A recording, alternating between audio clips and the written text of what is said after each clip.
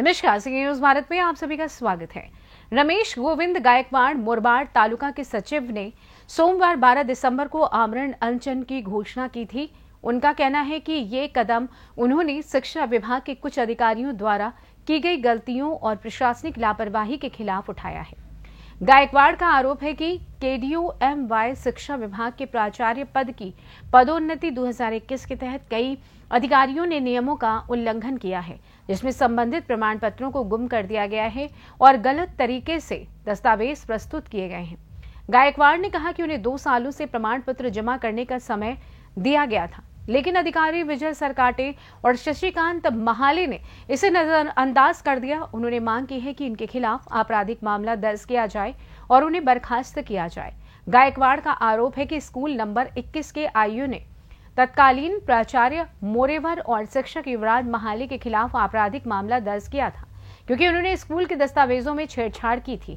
इसके अलावा उन्होंने कल्याण डोंबिवली नगर निगम द्वारा की गई पदोन्नति 2021 में गोपनीय रिपोर्ट के संदिग्ध बदलाव की भी जांच की मांग की है। गायकवाड़ के अनशन के 5 दिन बीत चुके हैं, लेकिन प्रशासन की ओर से कोई दखल नहीं हुआ है। उनके स्वास्थ्य की स्थिति गंभीर होती जा रही है और उन्होंने चेतावनी दी है कि अगर प्रशासन ने उनकी समस्याओं का समाधान नहीं किया तो वो अनशन जारी रखेंगे। साथ ही उन्होंने बताया कि अगर समाधान नहीं हुआ तो वे अनशन से नहीं उठेंगे। सी न्यूज भारत चॅनलच्या माध्यमातून मी काही दर्शकांना एक मेसेज देण्यासाठी इथे आलेलो आहे। मी इथे कल्याणमध्ये मला काही सुधारणांकडून मला माहिती भेटली की कल्याण महानगरपालिका कल्याण डोंबिवली महानगरपालिका समोर कोणी व्यक्ती उपोषणाला बसली 5 दिवसापासून उपाशी तर उपाशी बसल्या कारणाने त्यांची अवस्था माझ्या मते बिघडत चाललेली आहे आणि याच्या पुढे बिघडू पण शकते। तर मी त्यांना प्रश्न विचारायला आलोय की तुम्ही का म्हणून बसलेत उपोषणाला। साहेब, आपलं नाव? माझं नाव कॉम्रेड रमेश गायकवाड। कल्याण डोंबिवली महानगरपालिकेच्या अनागोदी कारभार संदर्भामध्ये मी इथे उपोषणाला बसलो आहे आणि आमचे एकूण 3 मुद्दे आहेत। त्या मुद्द्याबाबत सविस्तर यावरती लिहिलेलं आहे मी बॅनरवर, पण आता माझ्यामध्ये मला विकनेसपणा जाणवतो, मला बोलता येत नाही आणि त्यामुळे माझ्या वतीनं आमच्या संघटनेचे अध्यक्ष आहेत, हे सर बोलतील।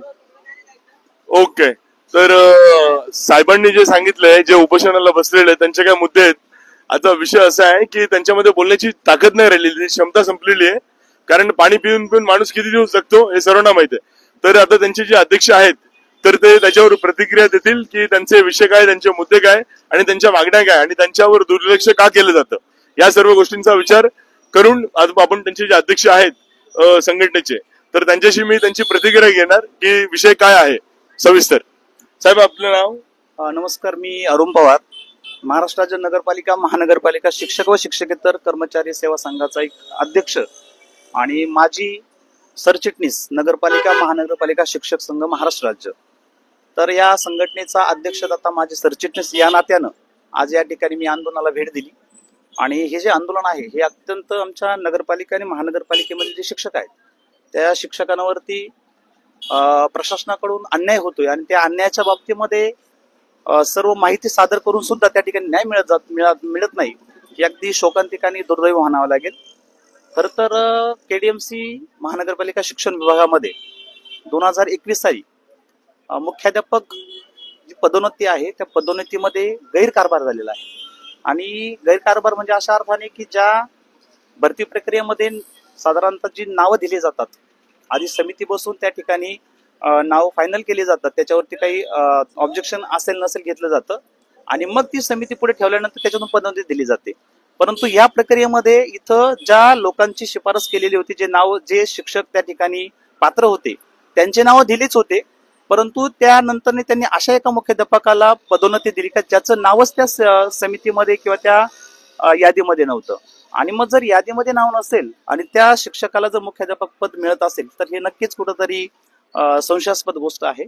आणि मग त्या अनुषंगाने संबंधित सर्व चौकशी केली, माहिती घेतली।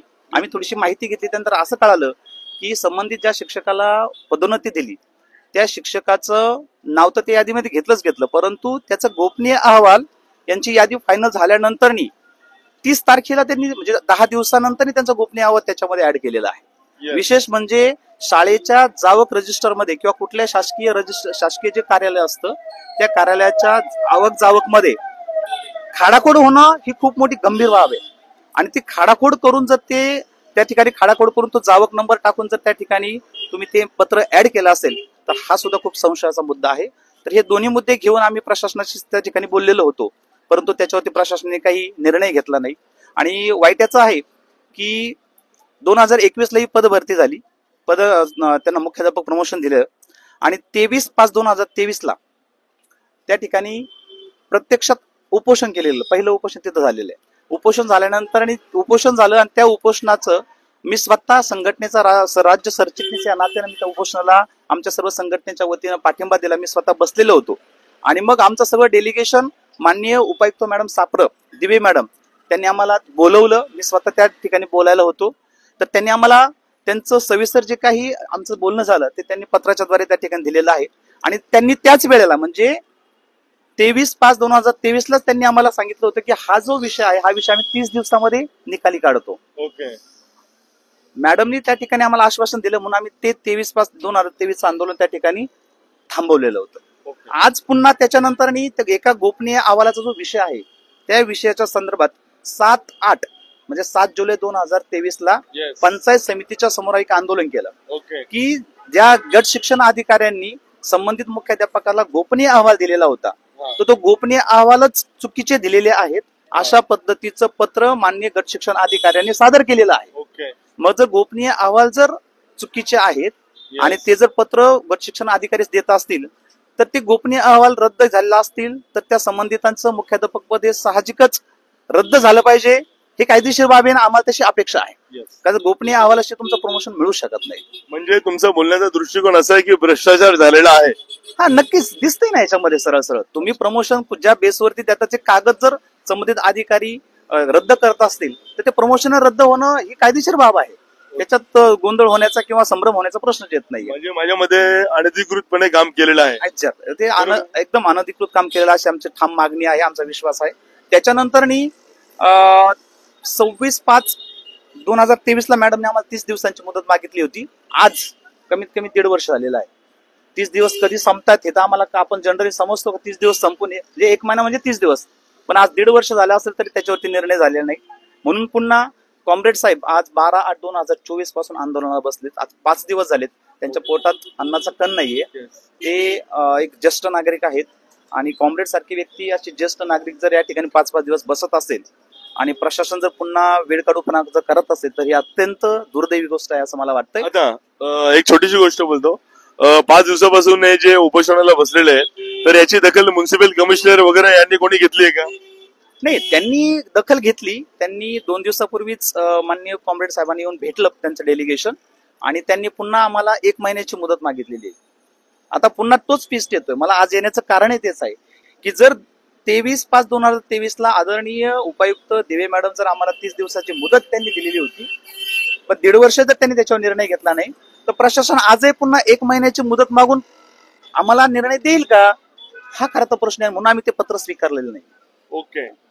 तर माझा बोलण्याचा अर्थ एवढाच आहे आता की उद्याला साहेबांचं नाव जे रमेश भांबरे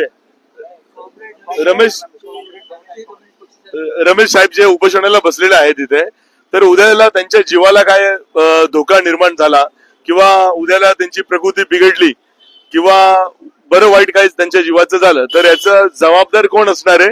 सर्वात प्रथम तर त्याची दक्षता घेतली पाहिजे प्रशासनाने आणि लवकरात लवकर त्यांच्या मागण्या ज्या क्या आहेत त्या पूर्ण केल्या पाहिजे. हे मी सी न्यूज भारत चॅनलच्या माध्यमातून त्या म्युन्सिपल कमिशनर असो किंवा या प्रश्नाशी जे संबंधित जे अधिकारी आहेत त्यांच्याशी मी सर्वांना हा मेसेज देतो की यांच्यावर लवकरात लवकर दखल घ्यावी. अन्यथा 1-2 दिवसानंतर किंवा आज उद्यामध्ये त्यांचं काही बरं वाईट झालं तर याचं सर्वस्वी पूर्ण जबाबदार हे प्रशासन असणार आहे. याची जबाबदारी प्रशासनाने घ्यावी. अन्यथा त्यांच्या प्रश्नाची जी काही त्यांची मागणी आहे ती पूर्ण करावी.